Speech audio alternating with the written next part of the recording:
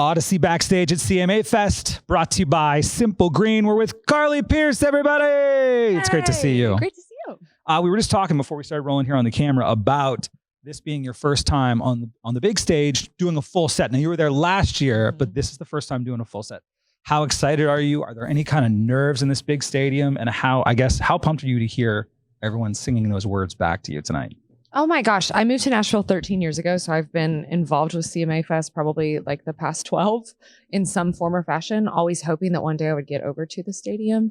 And obviously like I've had opportunities, but never as like one of the acts. Right. It was always like, we want you for whatever, but not your own set. So I don't think I'm nervous. I'm just really excited. I feel like it's literally like my whole life dream in a way, because I used to come to fanfare as a kid, and it just is going to be a really special moment that I hope I like really understand what's happening. Well, I think there's absolutely going to be a moment where, because you've heard people sing What He Didn't Do back to you hundreds and hundreds of times at this point, but tonight at that stadium, don't you think it's going to hit a little different? For sure. Yeah. It's going to be crazy. Let's talk about the new song, which you were just talking about, We Don't Fight Anymore, with Chris Stapleton. I've already got chills and I haven't heard it yet. Tell me where this idea came from. Tell me about this song, and then how you and Chris got together on it. I wrote this song about a year ago. And you know, it wasn't what I was going through at the time, but I've always been somebody that really loves sad songs, always. And Shane threw out this title, and it just felt like something that was really important. I feel like, you know, everybody has their highlight reel on social media. Yeah. They don't show you sometimes the backstage of what a relationship can look like. And I've always wanted to push the boundaries and be the exception to the rule of maybe singing things that maybe make people feel uncomfortable. But I think that's good, because that maybe will tell you if you should be in this relationship or not. And when we wrote it, I heard Chris singing on it. I don't know why. I kind of just heard him singing harmony on it. And I DM'd his wife, Morgan, and asked her if I could send a song for him. And it just snowballed, and he ended up doing something so special on it that kind of just unlocked the other side to the story. And it's literally the most proud I've ever been to put out a song. So it's interesting, because nowhere in there did you say duet. And you talked to my colleague, Katie Neal. We wish we were here, Katie, rock star. And you said it's not a duet. It's more of a feature. Tell me what you mean by that. Well, obviously I've had a lot of duets, and like in a true duet, it's kind of like one sings first verse, one sings second verse. He doesn't do that. But what he does, I don't even want to ruin it. What he does is still him, and he has his moment, but it's in just such a unique way. And I feel like for me to continue to try and evolve with my collaborations, I did it. This one is just unique, and of course it is, because it's Stapleton. Well, we can't wait to hear it. I imagine it comes along with another project in whole, and you posted on Instagram a few days ago about how you were celebrating the end to chapter 29, which of course was this, as we all know, was this amazingly personal and hard, I imagine, for you to put out there, also therapeutic. Are you going that same route with this new project? Are you doing a 180, something completely different? I don't think I'm doing a 180 at all. I think obviously I don't have something catastrophic happening in my personal life, thank God. Right. But I think what that album taught me is who I am as an artist, which is unapologetically country.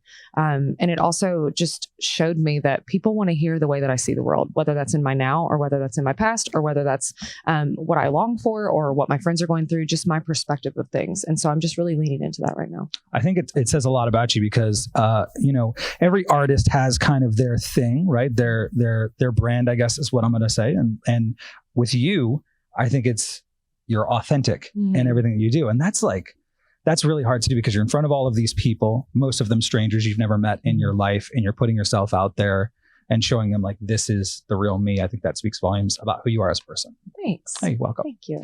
I want to talk about Shania Twain, because you went to the show. You went with It was lit. Yeah, I'm still feeling that. I bet. When you go to, we just talked to Russell, and I asked him this question. I want to know your answer to this. When you go to a show like that as a fan, are you also kind of taking notes as an artist of like, okay, I like the way she did that. Maybe I could take that and use it on my own. Or are you just there purely as a fan? I think obviously there's like an element when you're going to any kind of show that you're kind of watching what works and what doesn't. But I am telling you, if you can't tell from my Instagram, I was like the biggest fan ever. And I woke up and didn't have a voice, which was stupid of me. So, you know, I was all about it. Worth it, right? Worth it. Let's talk about Carly's Closet, which of course here is in a couple of minutes. We probably have to let her go so that she can get there on time. It benefits the ASPCA, obviously, and you're selling your dresses that you've worn on the red carpets, and it's for a great cause. And people, I think there's also an online aspect if you're not physically in Nashville, right? Yep. Okay, so what is and I'm sure people will Google this and get a picture up side by side when I ask you this question. What is your personal favorite outfit or dress that you've worn on the red carpet? One that sticks out in your mind right now? Oh, I really loved, I think my dark blue CMA dress that I won Female Focus of the Year in is probably my favorite, just because why would it not be? But what I'm selling over there, I wore to the 2019 CMT Awards. It's like a glittery short dress. That was one of my favorites. And it's fun because I get to sell things from my touring wardrobe, things from like workout clothes. I sell shoes. I sell red carpet dresses, or just dresses that I've worn or outfits that I've worn on different like advertising things or whatever. But it's fun. I think fans just like feel connected. Oh, they love it. Absolutely. Yeah. You're Drunk, Go Home. Yes. Total girl anthem, right? Do you have anything like that? I know you can't give away too much. Do you have anything like that planned for this next project that you're working on? As far as like a collaboration? A girl power anthem song. Oh, just an anthem. I've got a few. Yeah. I have one that I'm thinking. Any collabs though? Well, I mean, I have Stapleton, so I don't really know. Where do you go from Stapleton? I think I'm just going to sit on Stapleton for a minute. You know, I just feel like he's like truly like my dream collaboration. Let's talk about Johnny and June, your dogs that you love always. So much. I saw them swimming with sunglasses on at the pool the other day. Can you believe that's real? They're adorable. I was taking that video and I was like, how are you real, Johnny? Like, you are the biggest gift of the world. I mean, they're everything. They're so fun and so great. And I wish they could be here. I'm going to put you on the spot. I want to ask you, I have a dog, Dolly. We should get our dogs together for a play date, by the way, because Johnny, June, and Dolly, right? How do you talk to your dogs? Oh, God. I have to think about them when they're like, I'll do mine first. Okay. Yeah, do it. Yeah. Dolly. Hey, Dolly. Come here, girl. Come here, Dolly girl. Come here, baby. Give me a kiss. You got to get down further and further as you go, right?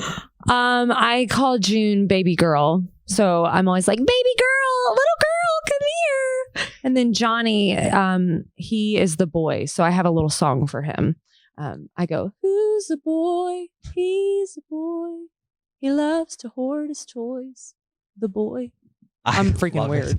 Carly Pearce, everybody. Thank you so much. Appreciate it. So good to see you. Welcome. I'm going to embarrass everybody that knows me.